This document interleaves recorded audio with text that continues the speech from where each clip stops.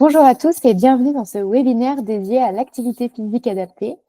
Ce matin, on va être deux interlocutrices pour échanger avec vous. Donc moi, Lorraine, qui est dédiée à Mapato. Si vous envoyez des messages sur les réseaux sociaux ou bien à travers l'application et que vous avez une réponse, c'est moi qui y réponds, qui suis derrière. Et vous avez Romane qui est enseignante en activité physique adaptée et qui va du coup vous expliquer le B.A.-ba de l'activité physique adaptée et qui répondra à vos questions. Je voulais faire un petit rappel sur Mapato et rappeler qu'il existe une application. Donc, vous pouvez la télécharger sur Apple Store, sur Google Store et comme ça, vous pouvez recevoir des notifications. Donc, ça peut être utile. Normalement, sur vos espaces, vous avez accès à des contenus rédigés par des professionnels de santé, des annuaires de professionnels de santé et de centres qui sont recommandés par des patients et par des associations de patients. Vous avez un outil pour préparer vos consultations, un suivi de constante et de symptômes, un rappel de traitement et de gestion des stocks. Donc là, c'est très utile si vous avez l'application. Comme ça, si vous paramétrez votre prise de médicaments à 10 heures, tous les matins à 10 heures, vous allez recevoir votre notification qui vous rappelle de ne pas oublier de prendre votre médicament. Et vous avez également accès à un forum pour échanger avec des patients et des aidants. Je voulais faire aussi un petit laïus sur Mapato le Club, qui est du coup la partie premium de Mapato avec encore plus de fonctionnalités. Donc, en exemple de fonctionnalité, vous avez des infos sur les médicaments, la compatibilité médicamenteuse, des effets secondaires, la disponibilité nationale et la disponibilité en pharmacie. Donc, à travers ces fonctionnalités, vous pouvez trouver les médicaments dans les pharmacies autour de chez vous, donc qui vous évite de faire tout le tour des pharmacies pour être sûr d'avoir votre traitement. Vous pouvez voir les interactions médicamenteuses, donc si vous avez des allergies, pour être sûr que vous pouvez prendre ce médicament. Vous avez le profil famille, donc si vous gérez par exemple la santé de vos enfants, de vos parents, de vos grands-parents, vous pouvez ajouter différents comptes sur votre espace Mapato et vous avez des webinaires dédiés. Donc comme celui de ce matin, en fin d'année, on va avoir ostéoporose, alimentation et ménopause et également activité physique adaptée et diabète. Donc si vous êtes intéressé, n'hésitez pas à tester Mapato le Club. Là, il y a un code pendant 48 heures qui vous donne accès à un mois offert avec le code APALIS. Ensuite, donc ce matin, on va aborder l'activité physique adaptée avec Romane. Donc, on voulait d'abord refaire une petite introduction sur ce que c'est l'activité physique, qui est tout mouvement corporel produit par les muscles squelettiques qui entraîne une dépense énergétique supérieure à celle de repos. Par exemple, marcher, monter les escaliers, le ménage, c'est une activité physique. Donc, même à petite dose, c'est toujours bénéfique pour la santé. Donc, maintenant, je vais laisser Romane vous présenter tout le sujet de l'activité physique adaptée liée aux maladies chroniques. Et ensuite, on va revoir ensemble un petit peu différents concepts. On entend souvent parler d'inactivité et de sédentarité. L'inactivité physique, c'est le fait de ne pas suivre les recommandations en termes d'activité physique adaptée, en termes d'activité physique tout court. Les recommandations, vous allez pouvoir les retrouver sur l'OMS, mais en gros, ce que vous pouvez retenir, c'est qu'il est préconisé de faire 30 minutes d'activité physique au cours de la journée. Plus nous allons faire une activité physique avec une intensité modérée à élevée, plus les bénéfices seront importants pour la santé, mais le fait de bouger est déjà hyper important. Et ensuite, la sédentarité, c'est le fait de passer du temps assis ou allongé. C'est le fait d'être assis plus de 7 heures ou allongé au cours de sa journée, en dehors de sa période de sommeil, bien évidemment. Donc, il y a pas mal de personnes qui sont sédentaires, notamment dû à leur activité professionnelle, mais pas que. Faut savoir qu'une personne qui a une activité professionnelle qui implique d'être assis tout au long de la journée, c'est pas parce que derrière, elle va faire 1 heure de course à pied que ça va contrebalancer les effets néfastes engendrés par la sédentarité. Ok, faut vraiment bien avoir ça en tête. Pour ça, ce qui est préconisé de faire, c'est vraiment d'entrecouper toutes vos positions assises au cours de la journée, toutes les heures et demie.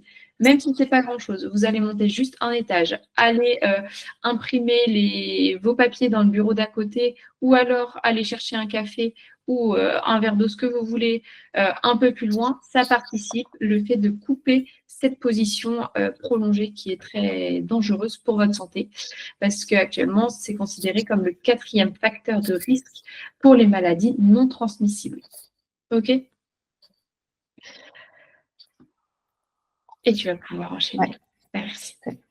Et ensuite, on est quand même là pour ça, l'activité physique adaptée. On entend de plus en plus parler de ce concept. Ça se développe pas mal en ce moment, que ce soit l'activité physique adaptée, le sport santé. Bref, ça bouge un petit peu. Et du coup, je vais essayer de bien vous expliquer où ça en est et qu'est-ce que ça peut vous apporter quand on est atteint d'une patho ou d'un handicap. On va savoir que quand on pratique de l'activité physique adaptée, déjà, une des règles principales qui est respectée, c'est qu'on pratique une activité physique en petits groupes. Ça permet que notre pratique soit sécurisée, qu'elle soit adaptée à chacun, à ses limitations fonctionnelles, à ses envies, mais aussi à la forme du jour, parce qu'avec une pathologie chronique, on a des jours sans, on a des jours avec, et c'est vraiment à l'intervenant de s'adapter à vous, et c'est pas l'inverse. C'est pas vous qui devez vous adapter, pardon, à la séance.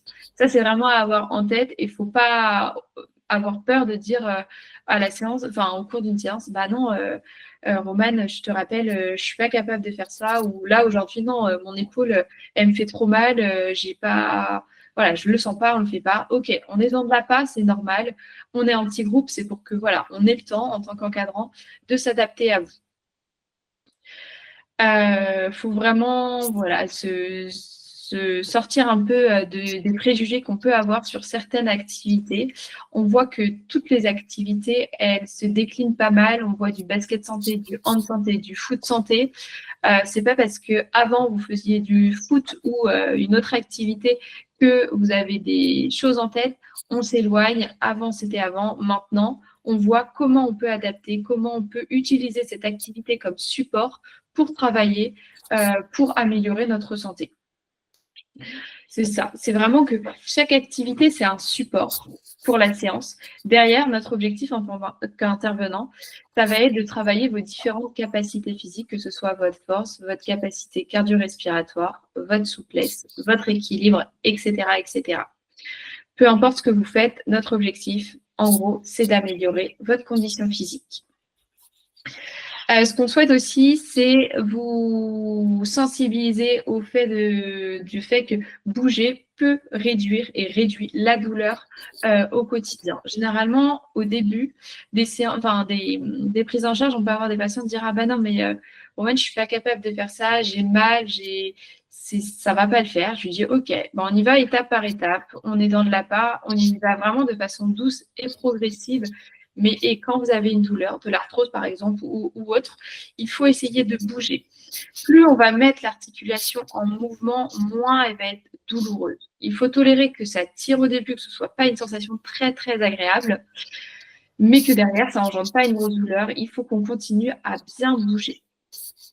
Dans cet objectif de vous redonner un peu d'amplitude articulaire, de vous remettre gentiment au mouvement. Ça va aussi favoriser l'autonomie de la personne et donc jouer sur la qualité de vie au quotidien.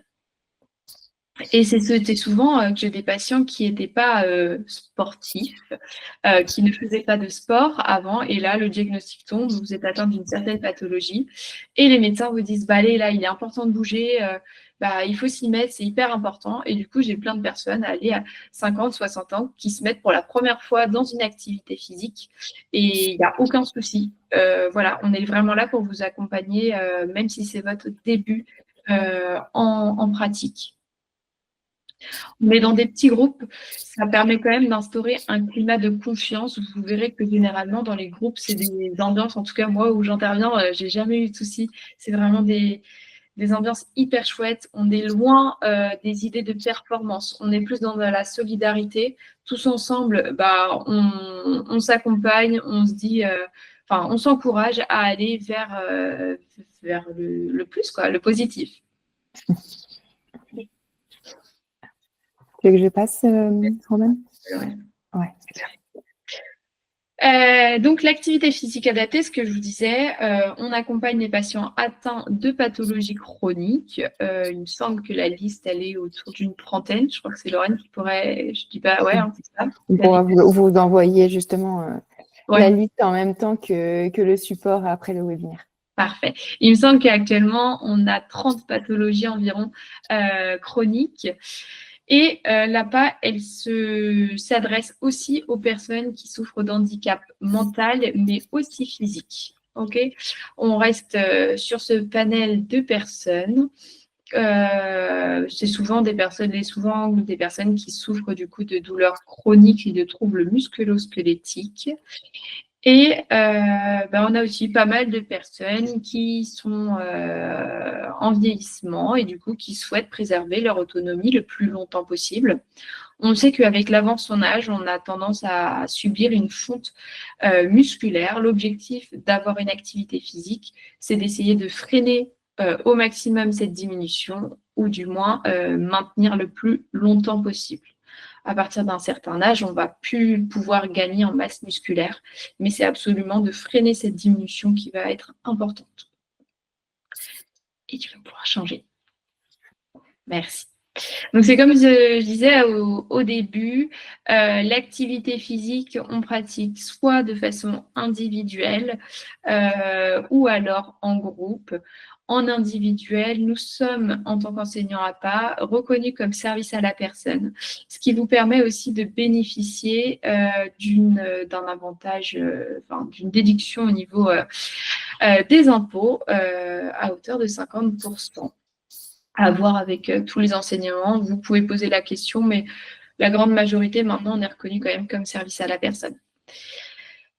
Comment ça se passe la page généralement? Si on fait, ça dépend encore de qui on a en face de nous, mais si je fais dans les gros caractères, on commence souvent par une petite mobilisation articulaire, suivie de la marche ou voilà, d'essayer d'avoir un petit échauffement qui soit doux et progressif pour amener vers le corps de séance. Au cours de la séance, on va être amené à travailler plusieurs choses, que ce soit le renforcement musculaire des membres inférieurs, supérieurs, de la sangle abdominale, enfin des muscles posturaux. On peut travailler aussi l'équilibre, travailler aussi sur des situations un peu plus ludiques et travailler en fin de séance, pourquoi pas, ou sur un autre temps de la séance ludique. J'ai pas de séance type vraiment à vous donner parce que j'essaye de varier au maximum mes séances, de toujours me renouveler et avoir une suite dans l'enchaînement, mais d'éviter de mettre en place une petite routine ou qui pourrait créer une lassitude dans votre pratique. Donc voilà, on travaille les différentes capacités physiques, mais sous différentes formes, on amène les séances de façon différente. En tout cas, j'essaye de les amener de façon différente. On peut déjà travailler beaucoup sans matériel. Vous allez voir qu'avec le poids du corps, on peut faire énormément de choses. Mais bon, faire une séance par semaine pendant plusieurs années sans matériel, ça risque d'être parfois un peu long. Donc, on peut aussi compléter notre pratique avec du petit matériel, que ce soit des ballons de paille, des petits élastiques, toujours bien évidemment adaptés à vos capacités, des petits poids. J'ai même des personnes là sur mon groupe du lundi soir où on a accès à une salle de musculation. Au début, j'ai dit on va vers la musculation. Là, ils m'ont regardé, mais non, direct, penser grosse charge, des choses comme ça, non.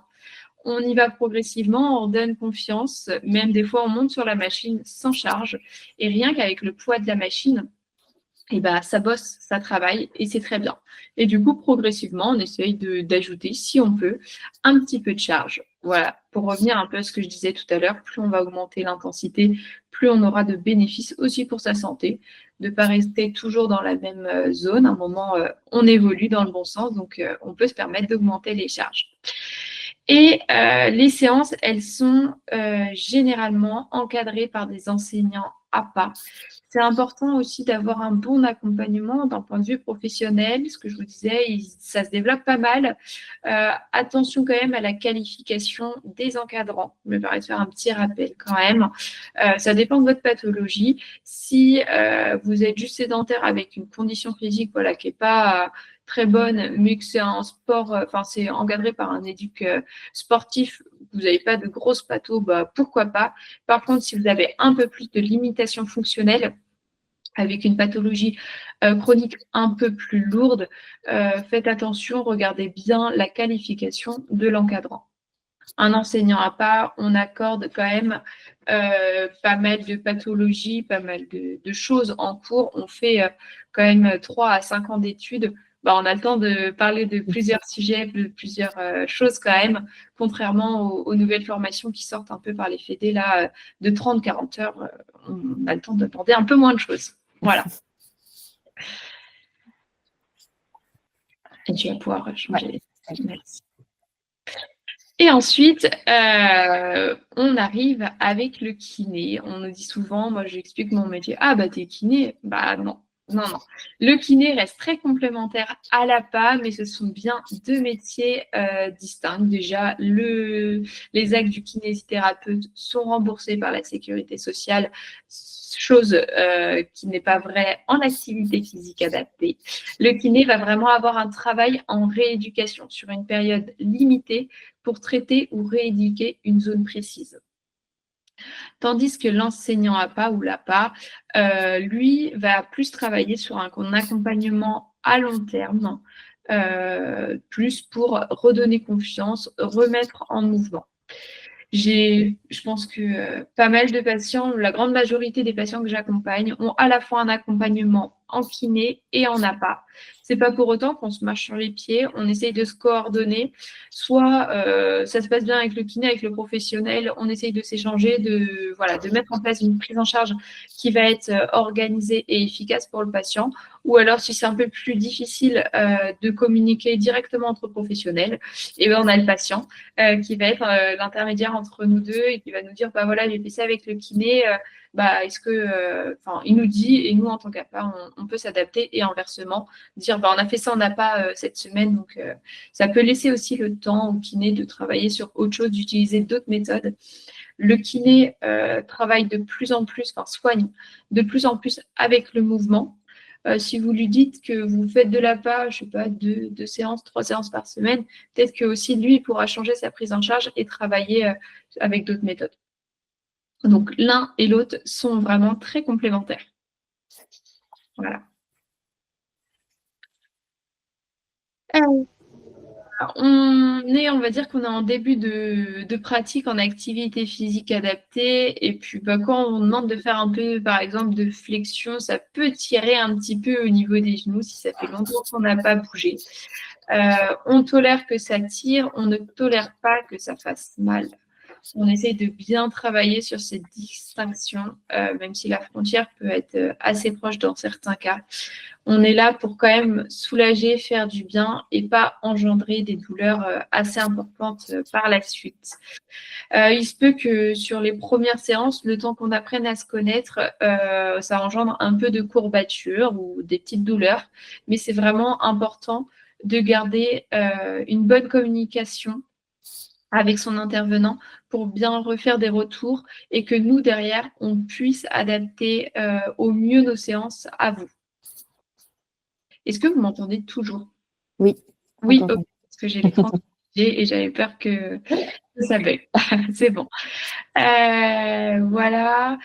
Le fait de travailler aussi, le fait de bouger, ça va engendrer moins de raideur, donc moins de douleur, mais surtout ce qu'on essaye de faire quand on pratique une activité physique, quand on bouge, c'est éviter que l'ankylose se mette en place sur les articulations, ce qui rend encore plus douloureux certaines choses. Généralement, on peut avoir pas mal de patients me dire, bah ouais, non, je bouge pas parce que j'ai trop mal.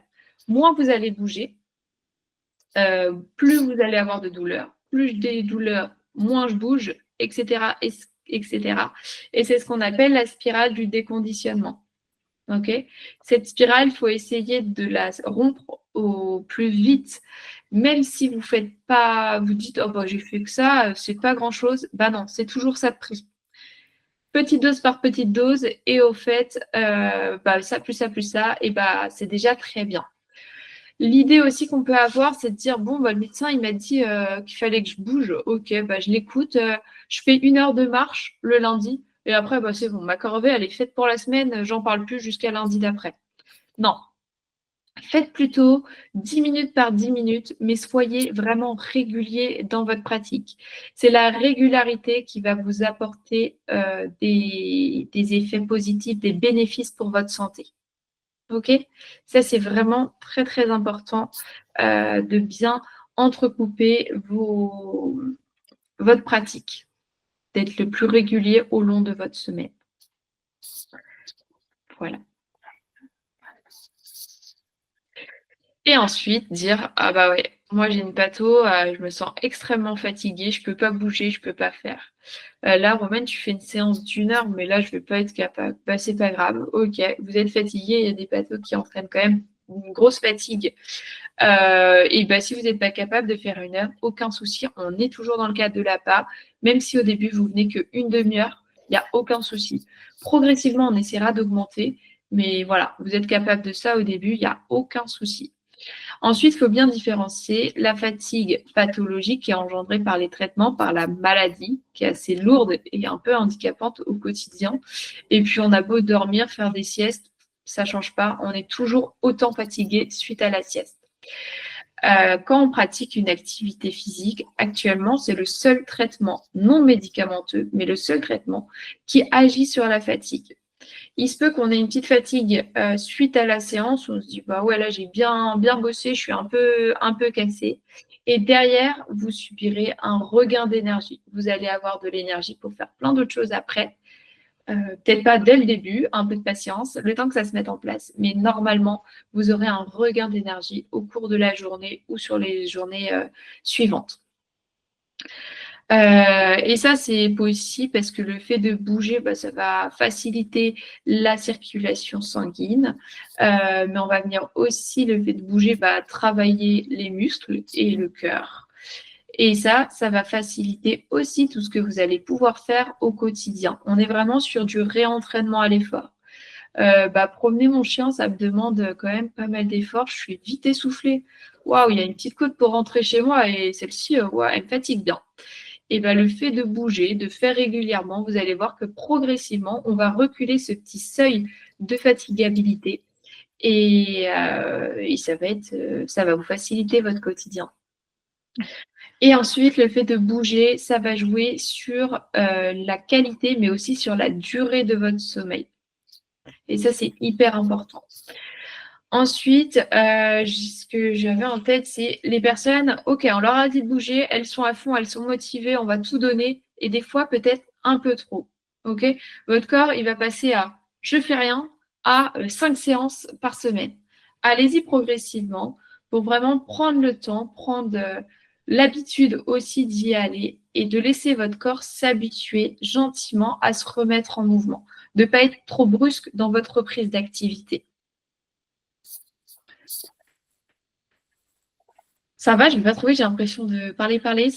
Non, c'est très Ouais. clair. De toute façon, si vous avez des questions, vous allez pouvoir les ajouter au chat et après pouvoir lever la main et puis on vous laissera poser vos questions. Là, ce que je disais tout à l'heure en introduction, c'est que quand on vous a envoyé le formulaire pour vous inscrire au webinaire, il y avait un espace questions. Donc, certaines personnes ont déjà posé des questions. Donc, avec Romane, on a récupéré les questions qui étaient le plus souvent posées pour qu'elle puisse déjà répondre à ces questions-là. Donc, on va répondre aux questions qui sont le plus revenues sur le formulaire d'inscription.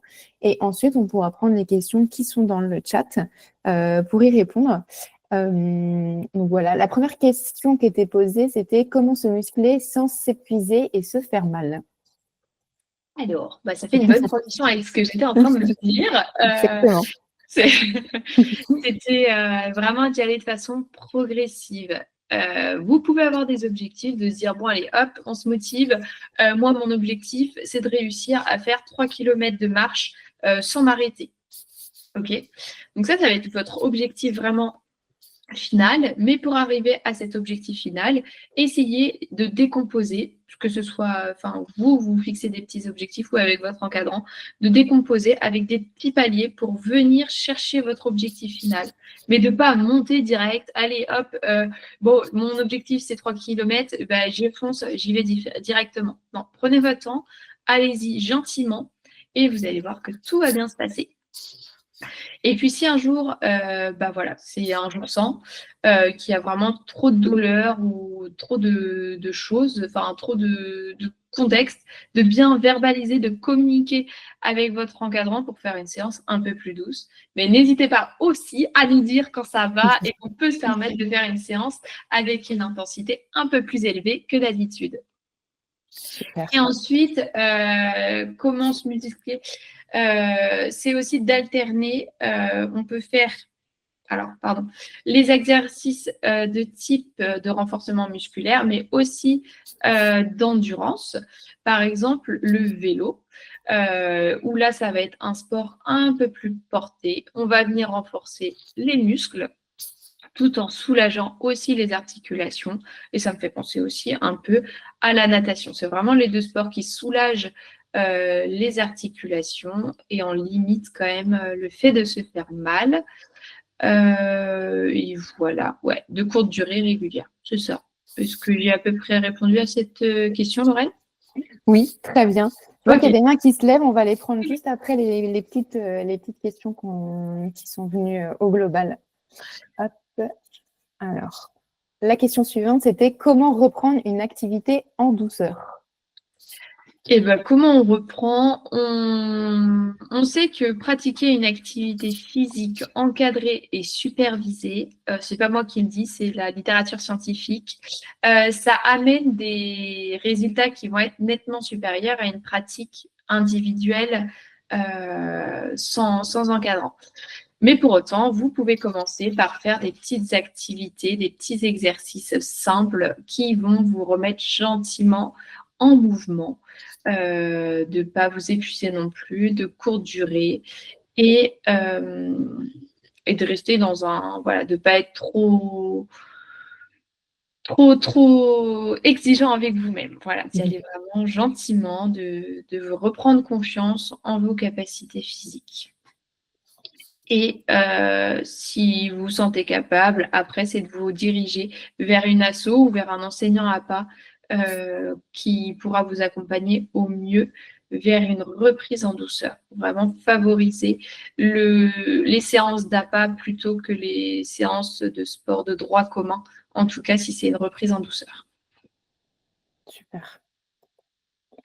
On avait du coup les messages clés à retenir de ton webinaire, Romane. C'est ça. Je vais te laisser la main. En tout cas, moi, ce que j'avais retenu, et il y avait une question qui m'est venue pendant que je t'entendais parler, Oui. c'était, elle va peut-être venir, parce que je vois qu'il y a quelques questions, mais est-ce que généralement, il y a des personnes qui viennent avec une problématique en disant, bah, moi, j'ai mal à tel endroit, je veux travailler ce sujet-là, ou alors il y a un test qui est fait lorsque tu rencontres la personne la première fois pour voir qu'il y a peut-être d'autres sujets aussi à travailler dont elle ne se rendait pas compte, la personne. Ah, c'est une très bonne question. On entend aussi parler des maisons sport santé qui pourront vous aider dans la reprise de votre activité. Si vous passez par une maison sport santé, vous allez passer par des tests. N'ayez pas peur, c'est pas des tests bien durs, mais c'est vraiment pour tester vos différentes capacités physiques et avoir un état global de votre condition physique. Si je parle un petit peu, moi, de ma pratique, ça dépend. Avec les associations actuellement, j'ai 2 associations qui mettent en place des évaluations de la condition physique au cours de l'année. Et il y en a une autre où non, ça passe vraiment sur de la communication. Je prends un temps d'échange avec les patients au début et au fur et à mesure, on commence à les connaître. Et s'il y a une petite problématique qui s'ajoute ou qui s'enlève, ils viennent me le dire. Mais ça dépend vraiment des encadrants et des assos avec qui on peut travailler. En individuel, je fais passer aussi des petits tests de référence pour faire passer et voir un petit peu comment on évolue au cours de l'année. Super. Et la dernière slide, donc c'est les ressources avant de passer aux questions. C'est ça. Alors du coup, j'ai fait le choix de vous parler de 3 petites ressources. Je commence par le livre Activité physique adaptée et pathologie chronique. Il peut être aussi bien à destination des patients ou des professionnels de santé. C'est un livre qui est assez complet, mais qui reste très intéressant, qui s'appuie pas mal sur la littérature scientifique, donc il peut être très intéressant. Ensuite, je me suis dit que si vous alliez marcher et que vous étiez tout seul, bah, peut-être de mettre un petit podcast, ça peut être motivant. Et du coup, j'ai choisi le cap sur l'APA, où du coup, on reste sur des sujets sur l'activité physique adaptée. Parle de qu'est-ce que c'est que l'APA, de l'APA et de certaines pathologies chroniques. Donc, ça vaut le coup si vous avez le temps. Et ensuite, je vous ai mis la petite image, c'est Soline adapte son sport. Vous allez pouvoir la retrouver sur différents réseaux sociaux et sur YouTube aussi. Donc, ce qui vous permettra, si besoin, si vous voulez de reprendre de façon individuelle et autonome, de faire votre petite séance devant votre écran. Et je crois même que maintenant, elle a un site internet et vous allez pouvoir avoir un abonnement. Et enfin, voilà, allez voir son site internet, ce sera peut-être plus précis que mes propos.